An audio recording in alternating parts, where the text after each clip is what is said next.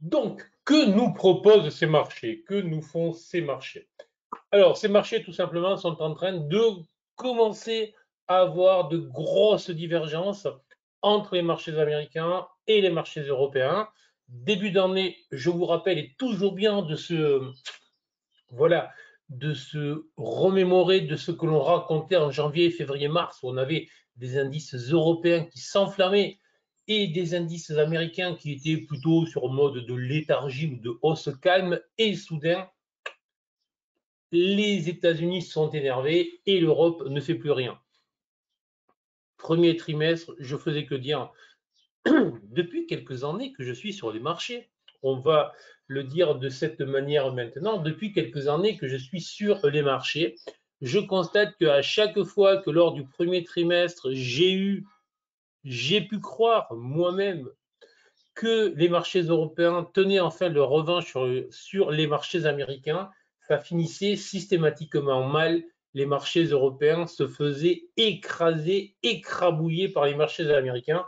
Et c'est ce qui se passe, notamment depuis quelques jours, notamment depuis la fin mai, où les marchés européens restent vraiment dans ce trading range. Donc ça va faire 2 longs mois que l'on ne fait plus rien, là où les marchés américains sont en mode bulle sans eux et bulle avec eux très clairement. Ceci pour la petite introduction du jour. Et donc, puisqu'on est sur les bulles et les bulles, ben, on va démarrer par les bulles et les bulles. Et donc, le Nasdaq, bien évidemment, le maître des bulles, c'est le Nasdaq. S'il y a bien un indice que je ne touche jamais en contre, je vous l'ai déjà dit, c'est bien le Nasdaq. Ça ne veut pas dire que rarement, lorsqu'on a des signaux baissiers affirmés, clairs, on peut y aller, mais jamais en se disant il est trop monté, voilà. En règle générale, on ne fait jamais ça, et avec le Nasdaq, encore moins. Bon, ceci étant dit, je vous indiquais il y a 2 jours des sommets probablement topiches, même sur le Nasdaq, en vous disant que ça commençait vraiment à tirer très fort sur l'élastique. Salut, salut à ceux qui arrivent. On tirait très, très fort sur l'élastique, mais j'insiste bien, notamment si vous débutez sur les marchés, n'ayez pas ce réflexe un peu suicidaire, employons les mots qu'il faut, de vous mettre contre le marché. Ne pas se mettre contre le marché ne veut pas dire être un trend follower, un suiveur de la tendance BA et un petit peu niais, d'accord? Il y a une grosse différence. On est trader, donc on fait attention. Lorsque la tendance est là, on la suit. Lorsqu'on a des signaux qui nous indiquent que peut-être la tendance va se retourner, on commence à se mettre, etc. Voilà. J'espère que c'est clair. Est-ce que c'est clair lorsque je dis ça ou pas? C'est peut-être l'une des clés. J'ai trop vu, franchement, de traders se ruiner face à ça. C'est pour ça que j'accorde une importance très forte à ces propos-là, même si, attention, en tant que trader, on est plus souvent attiré par la baisse parce que la baisse va beaucoup plus vite. Hein. J'ai aucun problème à dire personnellement, et tous mes abonnés le savent, en tant que trader, j'ai un biais baissier très clair, même que le marché soit un marché haussier long terme, où là j'ai un biais haussier lorsque j'investis à long terme, ça c'est autre chose, mais en tant que trader sur des UT plus courtes, notamment en swing trading, j'ai un biais baissier, parce que pour monter, un exemple de 300 points, ça va mettre 3 semaines, pour descendre de 300 points, ça va mettre 2 jours, selon les indices, d'où ce biais normal. Mais j'insiste bien sur ce sujet-là. Merci à tous qui me répondent, c'est très sympa. J'insiste bien là parce que franchement, j'en ai trop vu qui se font détruire, exploser, en considérant que le marché a trop monté, que le marché a trop baissé et je ne sais quoi. Bon, donc revenons à l'analyse technique, le Nasdaq. On était, je disais là, je veux dire, plutôt topiche, et puis il y a eu cette accélération brutale, etc. Et tout simplement, on est revenu hier soir, cette nuit, on est venu retaper cette zone-là. C'est là où les choses commencent à devenir intéressantes, bien évidemment. De toute manière, mettez-vous en tranche une fois pour toutes que les marchés sont toujours intéressants. Les marchés sont toujours passionnants. Sinon, il faut vite faire autre chose. Alors, donc, je vous parlais de marché potentiellement topiche. C'est quoi un marché topiche? Rappel sémantique. Marché topiche, ça veut dire qu'on reste haussier. On n'est pas en trading range, on reste haussier. On continue à faire des hauts plus hauts, des bas plus hauts. On reste haussier au sens de dos de manière claire. Mais on commence à faire des hauts moins hauts et des bas plus bas. Autrement dit, on commence à avoir un momentum qui ralentit et c'est souvent le prélude ou le préalable, comme vous voulez, comme vous préférez, à un retournement, mais généralement à un trading range. Voilà. Zone de distribution possible, etc. Après une phase de hausse, un grand classique sur les marchés. Bon, ben là, je dirais, on va savoir, puisque là, je m'étais un peu avancé en disant topiche, ils ont breaké, ils ont cassé, mais là, on voit bien qu'ils sont revenus faire une de mes stratégies préférées, les fausses cassures. Je tape la résistance, je bloque. Et là, pour le moment, à ce stade, on va considérer que cette zone des 15 700, 720 est une zone support, que c'est une zone qui tient, que pour le moment, la tendance est neutralisée, topiche. Voilà. Alors, sur le fond, je vois que mon BSI long terme reste vert. Ça signifie que la tendance reste haussière, mais le fait que le court terme et le moyen terme soient rouges marque bien le fait que je sois dans, enfin que le Nasdaq, moi je suis rien là-dedans, que le Nasdaq est dans une phase de correction court et moyen terme.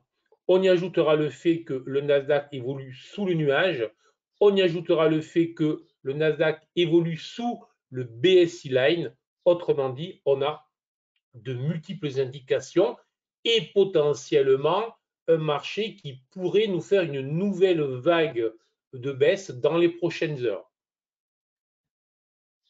À ce stade, ce matin, je suis coincé entre deux zones. Une zone logique normale sur laquelle il a rebondi, c'est 15 700, 15 720, normal, jusque-là. Et désormais, ce qui va m'intéresser, maintenant vous commencez à avoir l'habitude avec le nuage, vous avez vu de spectaculaires trades à faire dans cette zone grâce à ce nuage. Attention, nuage BSI, hein, ce n'est pas du tout un autre type de nuage, d'une autre manière de travailler les marchés dont je ne citerai pas ici le nom. Bon, je n'ai pas une immense confiance dans cette méthode. Donc, nuage BSI, donc très clairement, 15 800 à surveiller en marche dynamique. C'est vraiment ce qu'il va falloir surveiller désormais parce que si jamais le Nasdaq bloquait sous les 15 800 points, forte proba, bien évidemment, de le voir retaper la zone support et proba sérieuse de le voir déclencher une nouvelle vague de baisse, toujours corrective. On n'est pas encore dans la tendance. La tendance baissière sera marquée de manière simple, basique. Là aussi, c'est vraiment le gros intérêt de travailler avec GTAS. Lorsque le BSI long terme sera rouge, on pourra dire la tendance s'est retournée. C'est vraiment le meilleur moyen, le plus simple et surtout le plus efficace. Donc au final, à ce stade, ce matin, désolé, Naram, trading range, avec une borne support très claire, une borne résistance très claire et une borne intermédiaire qui est vraiment la plus intéressante pour moi, qui est celle sur laquelle il sera possible de bâtir des stratégies de trading contrariennes, mais dans le sens court terme, dans le sens moyen terme, d'accord? sous les 15 800 points. Est-ce que vous avez des questions sur ce sujet, sur le Nasdaq ou sur la stratégie surveiller un blocage entre les 15 760 et les 15 800 points pour aller travailler une nouvelle vague de baisse, une nouvelle vague de retracement. Bon, je pourrais ajouter, mais on y reviendra aussi avec l'action du jour, les résultats tombent, Tesla, Netflix, tout ça est pris de manière assez tout ça est pris de manière assez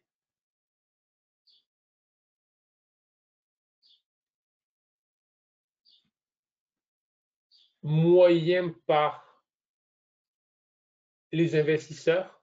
Autrement dit, les résultats sont plutôt bons, mais quand même, on commence à être chèrement valorisé sur certaines actions. Donc, il faut vraiment que les actions délivrent fortement pour continuer à avoir cette propulsion à mode turbo-réacteur qui assure les marchés américains. Allez, le Wall Street. Donc, si je me mets sur le dos, je vais voir que là, je suis sur une configuration qui continue à pousser, qui n'a pas donné le signal de faiblesse que nous a offert le Nasdaq, et tout simplement parce que le Nasdaq est influencé ce matin ou subit, c'est à peu près comme vous voulez, les résultats tombés hier soir de Tesla et de Netflix. Le dos, évidemment, moins de valeur, les deux, voilà. Donc, mais là aussi, je vois bien qu'il y a, c'est très intéressant de voir comment s'est constituée cette hausse. On est quand même sur une hausse un peu atypique ou un peu particulière. Je vais essayer de vous la dessiner pour que vous compreniez. Là, ça fait vraiment partie lorsque dans le programme, je vous dis un coup d'œil dans le rétroviseur, c'est vraiment l'idée de regarder la constitution des vagues, la manière dont se forment les fluctuations des cours, mais pas juste à la minute. La vague en cours, la vague depuis un certain nombre de jours, nous en apprend infiniment sur les forces en présence entre les acheteurs et les vendeurs. Et je vous rappelle, hein, au cas où, là aussi, que notre job de trader, c'est juste de décrypter qui des acheteurs ou des vendeurs tiennent le marché. Hein. Voilà. En fait, on a un job simple. Il faut que l'on réponde à une seule question. Mettez-vous ça en tronche. Voilà. Alors, je le mets en jaune. Vous me direz si vous voyez un petit peu le jaune. Si vous ne le voyez pas, je le virerai. Mais le bleu, le trait est fin. J'avoue que ça m'agace un peu. Et le jaune, je l'ai que en jaune. Donc, pourquoi ils ont décidé sur Ligneur, je l'ai que en jaune. C'est tout. A priori, c'est bon, nickel. C'est bon. OK, très clair. Lisible. OK. Merci. OK, c'est bon pour tous. Donc, il évolue comment? Il fait des vagues d'impulsion très puissantes à l'ouverture. Et derrière, je replie. Et derrière, je latéralise. Là, il nous en fait une avant l'ouverture. Bon, c'est là moins intéressante. Mais à chaque fois, on a eu des vagues d'impulsion brutales, très violentes. Et derrière, des replis relativement mous. Et derrière, plus rien. Bon. Et là, on a eu une vague, une véritable vague d'impulsion il y a 2 journées. Derrière une latéralisation à plat, donc on n'est pas du tout revenu à la base, sur la base de l'accélération comme on avait pu le faire sur les 3 fois précédentes, d'accord? Et là, et mieux, donc bon, je vais effacer ces gribouillis-là et on va recommencer, voilà, là, comme ça, bien à plat, aucun retour sur la base de l'accélération. Et là, on a une nouvelle accélération. Donc, autrement dit, là, on vient de monter de 700 points comme si ça avait un game changer. On vient de monter de 700 points comme si on venait de trouver, je ne sais pas, médicament contre je ne sais quoi. Bref, on va dire que c'est caractéristique d'une petite euphorie. Petite, je suis gentil. Donc, ça pousse très fort, ça accélère et ça tient. Ça veut dire que, petite euphorie, mais ça veut aussi dire que les vendeurs se sont fait nettoyer, exploser, atomiser. C'est pour ça que, règle de base, et notamment avec GTAS, c'est simplissime. J'essaye d'être à peu près droit. Je l'ai presque été. Lorsque le BSI long terme est vert, bon là c'est pour ceux qui travaillent avec GTAS, si vous voulez travailler avec GTAS, vous pouvez bien évidemment.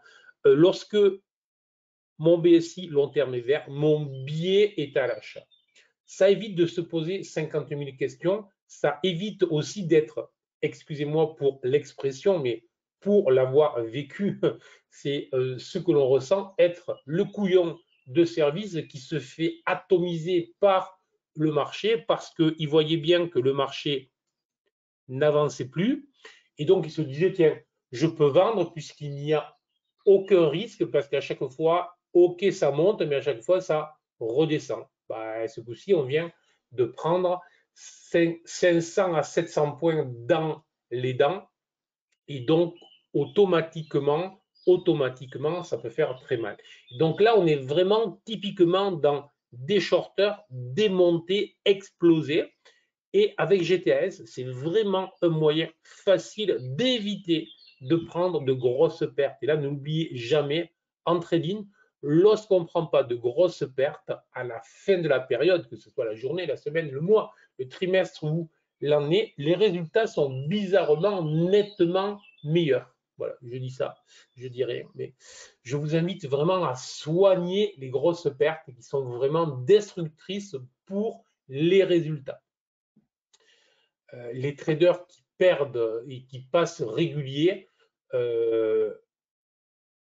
ne s'améliorent pas en tant que trader, mais ils s'améliorent déjà en éliminant les grosses pertes.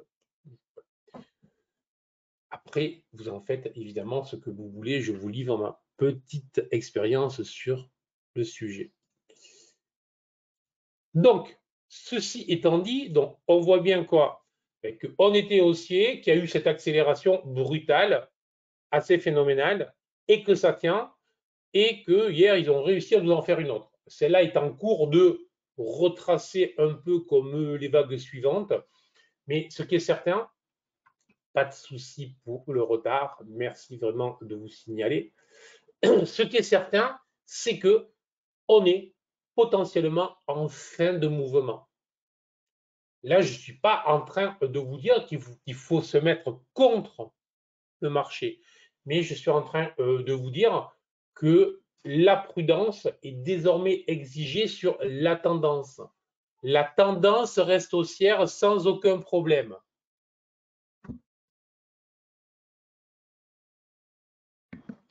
Mais la tendance a beau rester haussière sans aucun problème, il est temps de se montrer prudent à l'achat, notamment classiquement, on peut acheter sur repli, mais on va peut-être réduire les tailles des achats sur repli et on va aussi sûrement mettre des stops relativement courts car il pourrait y avoir des vagues de retracement plus puissantes, ce qui est certain, beaucoup plus puissantes que celles que nous avons eues jusqu'à présent.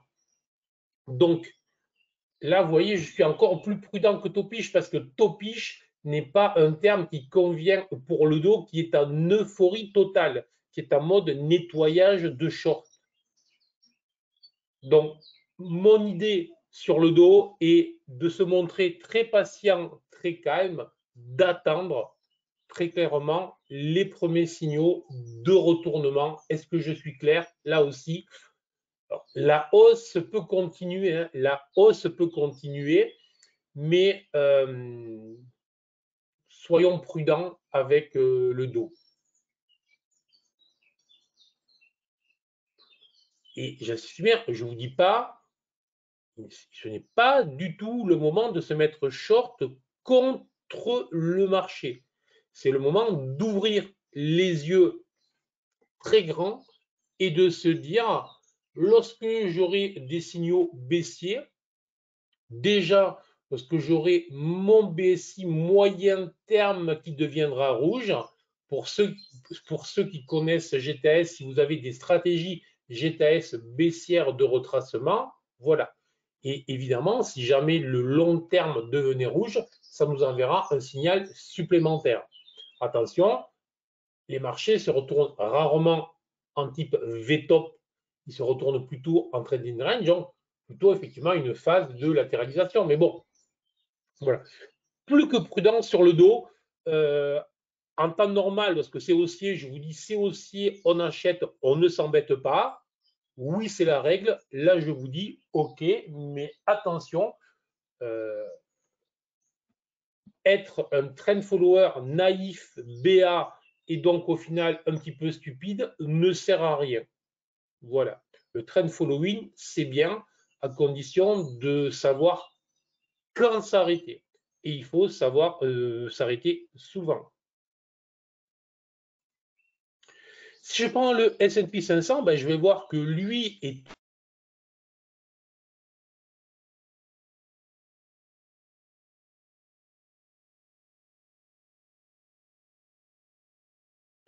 aussi dans une tendance haussière, mais attention, il est en train de marquer qui est le fait que le BSI moyen terme est rouge.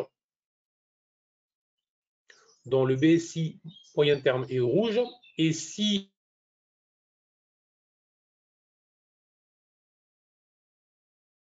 je trace quelque chose comme ça, les lignes de tendance et les supports résistance des lignes de coût en violet pour indiquer que je surveille une configuration chartiste. Vous aviez un problème de son, Christopher, les autres? Est-ce que le son est bon? Allô, allô? Moi, j'ai aucun problème. Coupure de son.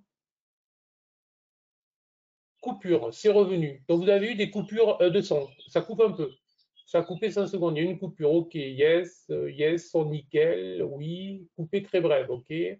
Petite coupure, quelques secondes. Merci Thierry. 20 secondes.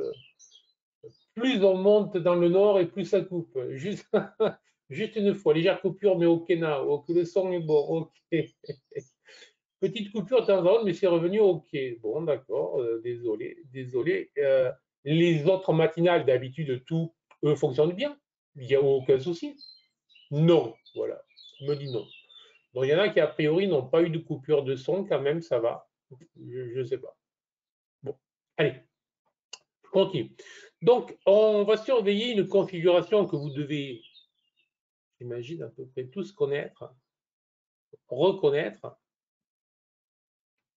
Ça faisait longtemps qu'on n'en avait pas eu. Ça faisait longtemps qu'on n'avait pas eu. Ça faisait même très longtemps. Est-ce que vous validez ce que je vous dessine ou pas? Est-ce qu'il y en a qui valident ce que je dessine et est-ce que vous reconnaissez ce que je dessine?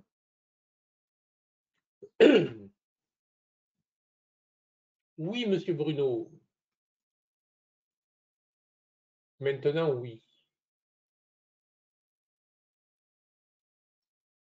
Et Paul Basse. Et alors? Pourquoi pas Michel? Ok, ok, je te la valide. Et toi, tu es plutôt le spécialiste de TEI quand même. Double tête, un paysage égyptien. Pas très académique, si. Alors, il y a, méfiez-vous, tout ce qui est le chartisme, à titre personnel, et j'ai fait de longues études. J'ai fait de longues et je poursuis recherches sur le sujet. Je continue à faire évoluer mes recherches. C'est typique des recherches qui ne s'arrêtent jamais, qui progressent tout le temps. D'accord? Et il n'y a pas, alors je ne sais pas d'où vous pouvez sortir vos sujets classiques sur le sujet. J'en connais très peu. Voilà. à titre personnel, dans tout ce que j'apprends, dans tout ce que je forme, j'ai vraiment poussé le sujet à un point qui m'a surpris dans certains comportements, dans certains critères pour le chartisme, dans enfin bref, et surtout dans la manière de les trader. Donc le chartisme, hein, au cas où je vais peut-être trop vite, le chartisme, évidemment, c'est tout ce qui est configuration graphique de retournement et de continuation, bien évidemment. Donc pour moi, celle-ci est très valable. Alors je ne peux pas le faire long sur le sujet, elle est très valable. Voilà. Moi, je m'intéresse beaucoup aux notions d'amplitude, de durée et aux notions de vagues précédentes, etc. Donc, elle est très, très, très valable. Avec les données nuit, oui, monsieur, en l'occurrence, lorsque je travaille sur les marchés américains, je ne me pose aucune question sur les marchés américains. Voilà. Exactement. Le marché américain est le marché le plus regardé au monde et le marché le plus tradé au monde, nuit et jour. Voilà. Ce n'est pas du tout la même chose pour les marchés européens, bien évidemment.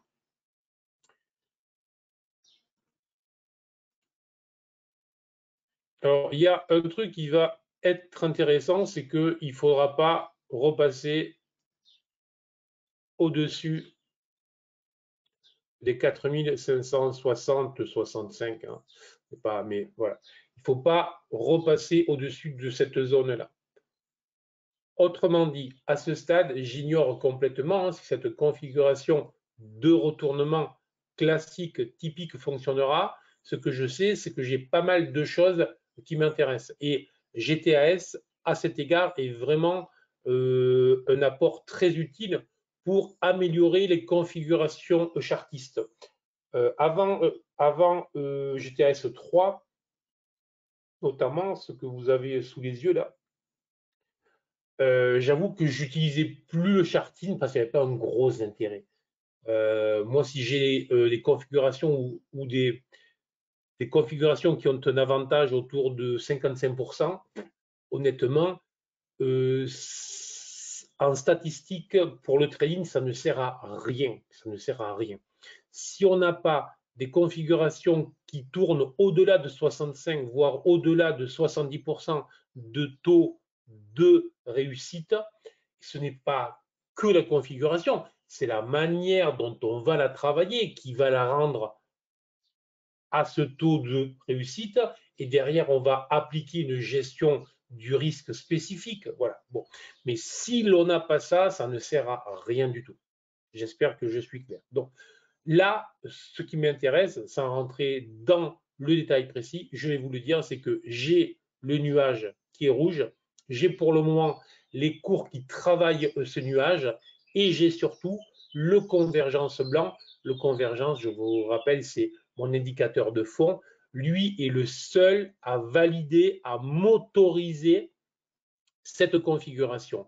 S'il était vert, il m'interdirait que je puisse envisager cette TE. C'est un filtre assez extraordinaire qui vraiment élimine tout un tas de faux signaux chartistes. Bon.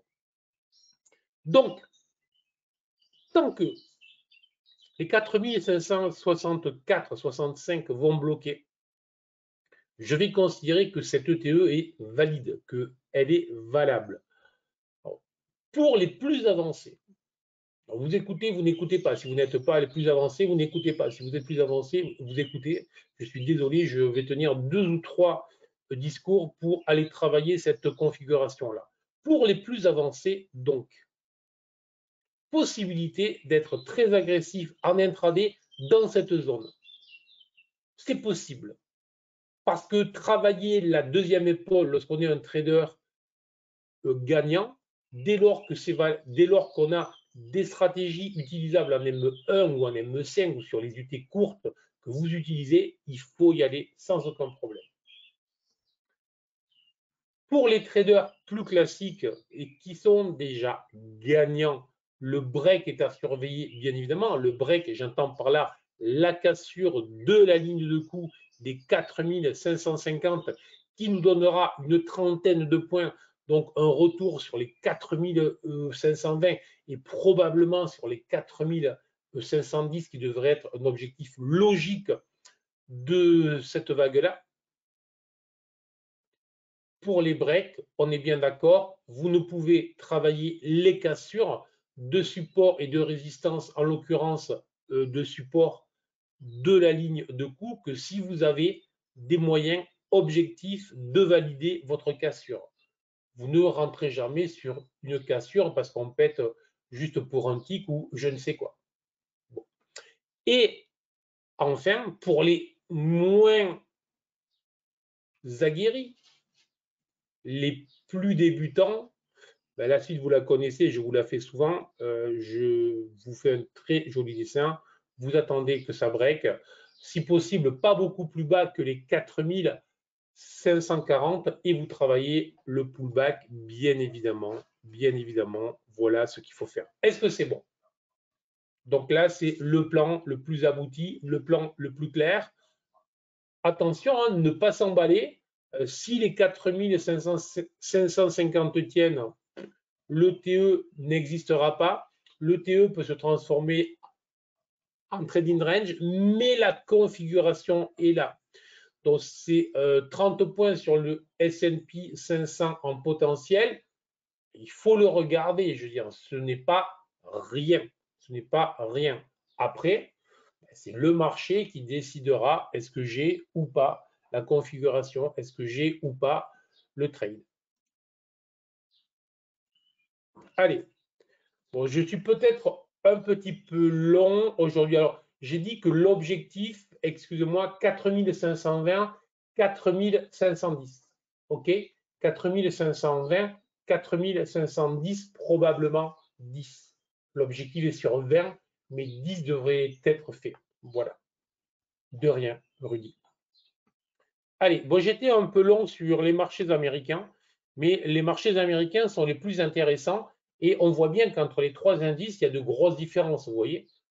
Encore une fois, on est dans une période de grosses divergences assez classique. Là aussi, c'est l'été et c'est la période des résultats. Alors, le DAX. Alors, le DAX, bon, on va commencer à faire le ménage sur les TLR, TLS, donc sur les obliques, si j'arrive à la supprimer. Voilà, ça c'est fait.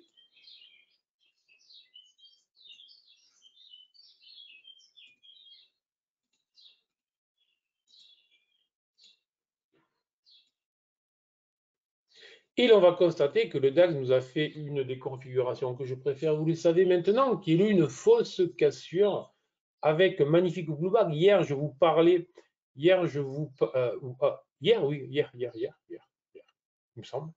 Je vous parlais du pullback sur l'ancienne TLS du canal devenu TLR, re-pullback.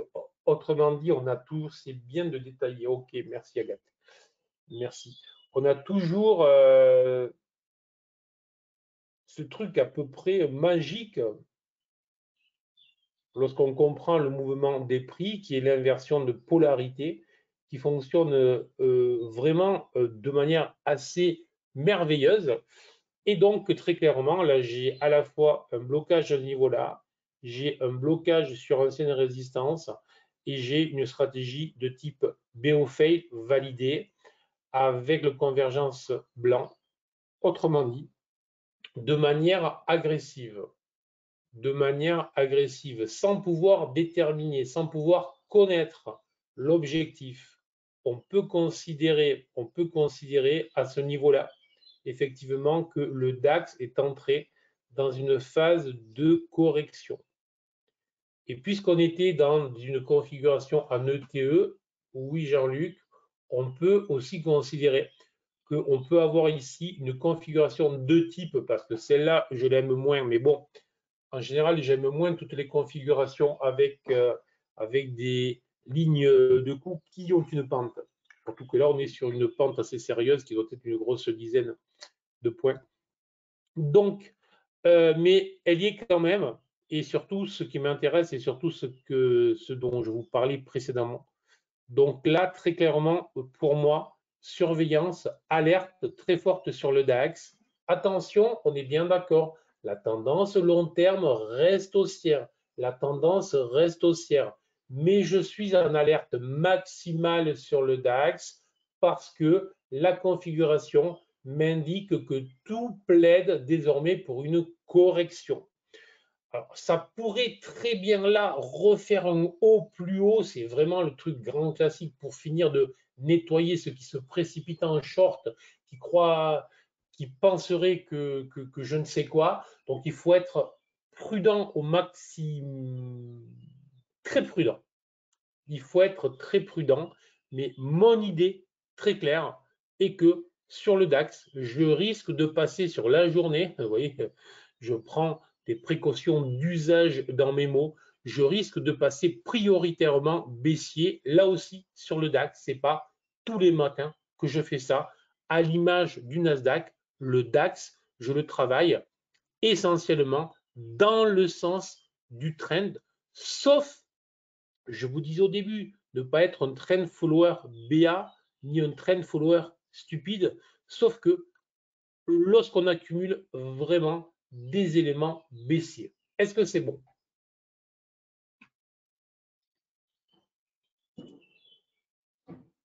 Alors, Patrick, bonne question.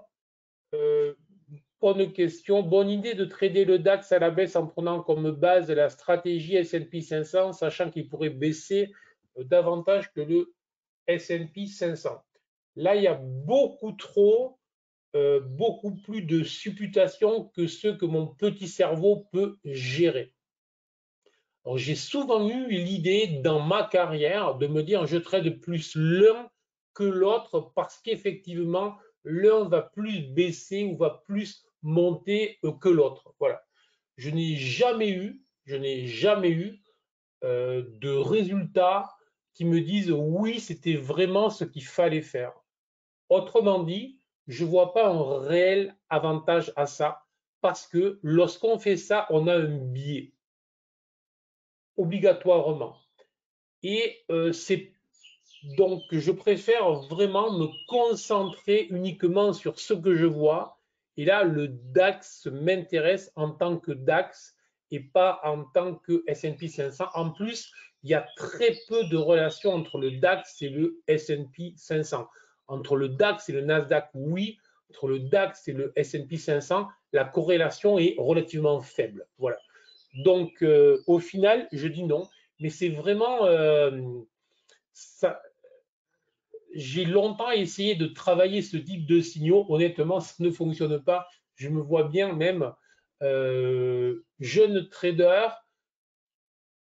aller m'amuser à prendre un signal sur un indice pour trader en fait un autre. Enfin bref, ça ne sert à rien. Pour moi, on trade ce que l'on voit sur le produit que l'on voit. Est-ce que j'ai répondu? Ta première épaule, tu la mets où, Bernard? Patrick, est-ce que c'est bon? Alors, ma première épaule,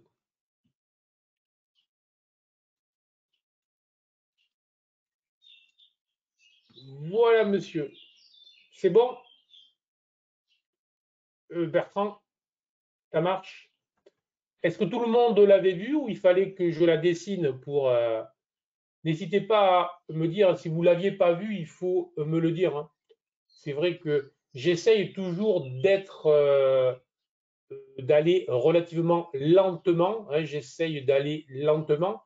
Et si jamais je vais trop vite, parce que voilà, je suis plutôt habitué à aller très vite avec mes abonnés qui me connaissent et qui ont les formations, qui sont habitués, pas vu avant. Ok, voilà. Donc, n'hésitez surtout pas. Voilà, vous voyez, vous êtes plusieurs à ne pas l'avoir vu. N'hésitez pas à me dire hein, si je vais trop vite, vous me le dites. Hein. Je l'avais, mais j'aime pas non plus trop les lignes de couple. Voilà. Enfin bref, voilà. Donc, DAX plutôt baissier. Mon invalidation sera relativement courte. Hein. Le nuage, donc 16 130, 40. 16 130,40, si on repasse au-dessus, je calmerai mes ardeurs. D'accord? Et évidemment, bon, là, je suis à la bourre, je pense, en temps, donc je vais accélérer un poil. Je ne vais pas me mettre en 5 minutes. Et bien évidemment, avec GTAS, si mon 5 minutes repasse vert, évidemment que je calme mes ardeurs vendeuses. J'espère que c'est clair tout ça. Je l'aurais mis vers 16 140, c'est pour ça que je te demande. Ok, ça marche, pas de souci, super. Merci Bertrand. Surtout, n'hésitez pas à vous poser des questions. La ligne de coup n'est-elle pas trop oblique? Non. Non, non, non, puisque je vous ai dit ce que j'en pensais et elle est oblique. Je vous dis que c'est à la limite, mais voilà. Je la validé. Mais le trading, mettez-vous en tête une fois pour toutes, ce n'est pas du blanc-noir. Avec GTAS, j'ai réussi à ce que ce soit vert-rouge pour nous simplifier la tâche au maximum. Mais après, on doit un peu réfléchir. Et là, je la valide pour tous les éléments que je vous ai racontés avant l'ETE. Avant l'ETE, bien évidemment. D'accord? Voilà.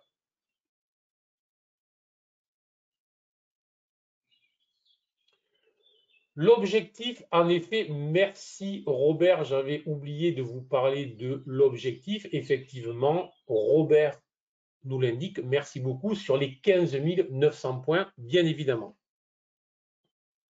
Allez, donc on va faire le CAC, on va voir que la configuration, évidemment, s'en rapproche. Désormais, on voit que l'on est en train de réattaquer les 7300 points. On voit qu'il y a eu ce pullback plus poussé que ce qu'on aurait pu attendre ou espérer pour ceux qui voulaient que ça baisse. Mais ce qui est certain, c'est que très clairement, on a bloqué, rebloqué sous les 7400 points. Et même si on a passé à un moment les 7350, on s'est approché des 7400, on n'a pas réussi. Signal de faiblesse très clair. Et là aussi, on pourrait considérer qu'on est en train de s'affranchir d'une zone support avec des objectifs baissiers. Donc, pas mal de configurations quand même qui plaident pour une vague corrective, pour un petit doute cette journée. Donc, tendance reste haussière, mais beaucoup de signaux plaidant pour une décorrection. Donc, il ne s'agit pas de se montrer vendeur agressif ce matin, aujourd'hui, mais il s'agit de ne pas acheter bêtement et de, sur les UT courtes, lorsque c'est baissier, ne pas hésiter à être vendeur. Beaucoup plus simple qu'hier en ce qui me concerne. Hier, on était vraiment dans une forte hésitation. Là, aujourd'hui, c'est en train vraiment de tourner très clairement et on le voit sur à peu près tous les indices. Est-ce que vous voyez ce que je vous raconte ou pas, la différence? De toute manière, là en plus, c'est simple. Hein. Lorsqu'on est sur le CAC, on voit que le fond d'écran est en train de redevenir rouge, ce qui n'était pas le cas depuis très longtemps. Donc, tout simplement, les choses sont beaucoup plus claires. Hier, on était vraiment dans cette vague de rebond sans savoir si c'était une vague de rebond intermédiaire. Et là, il semblerait bien que l'on réattaque le bas et que donc 7300 c'est fait et que probablement les objectifs, c'est aller taper les 7250, voire plus bas. Donc, tout se met en place et on l'a sur tous les indices. Mais on surveillera les pullbacks. Il faut que les nuages tiennent en même trend sur tous les supports que nous avons vus. Allez.